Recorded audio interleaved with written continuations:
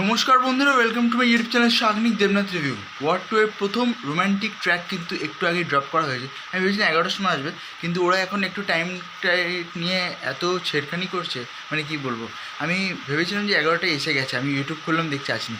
11টা 13-14 করে ড্রপ করলো গানটা।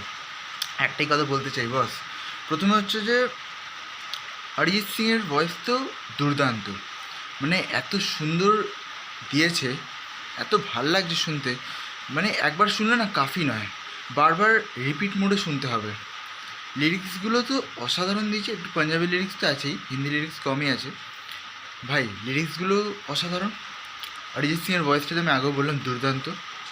এবার একটা জিনিস দেখো, লোকেশনে কিন্তু খুব ভালো দেখিয়েছে। প্লাস ঋত্বিক রোশন আর কিয়ারা আডবাণীর যে দুজনের মধ্যে যে কেমিস্ট্রিটা অসাধারণ লাগছে, অসাধারণ। মানে ঋত্বিক রোশনকে মনে হচ্ছে খুব বেশি বয়স হয়নি, একদম কম বয়সের লোক, মানে অসাধারণ লাগছে। তারপরে মিউজিকটা তো বাদ দাও, মিউজিকও খুব ভালো হয়েছে। লোকেশনটা যেমন বললাম, তার ক্যামেরা অ্যাঙ্গেল যেভাবে, মানে পুরো ভিডিওগ্রাফিটা এসছে, 4 মিনিটে একটা ভিডিও সং, দারুণ হয়েছে, দারুণ। এটার তো এলো ঠিক আছে, কিন্তু এবার যে সেকেন্ড যে গানটা, ঠিক আছে, ওইটা কবে আসবে সেটারই অপেক্ষা। কেন কি নেক্সট উইক যদি চলে আসে তো ধামাকা হয়ে যাবে।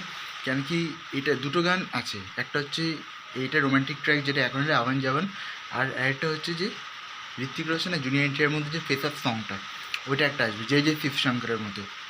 ওটা আশা করা যাক যে নেক্সট উইকে চলে আসবে। কিন্তু এই গানটা খুব ভালো হয়েছে, দেখা যাক যে কেমন রিলস হয়, সব কিছু খুবই ভালো, টপ নচ। আজকের মতো এ পর্যন্ত, আবার দেখা হবে পরবর্তীতে। তখন ভালো থাকুন, সুস্থ থাকুন, থ্যাংক ইউ।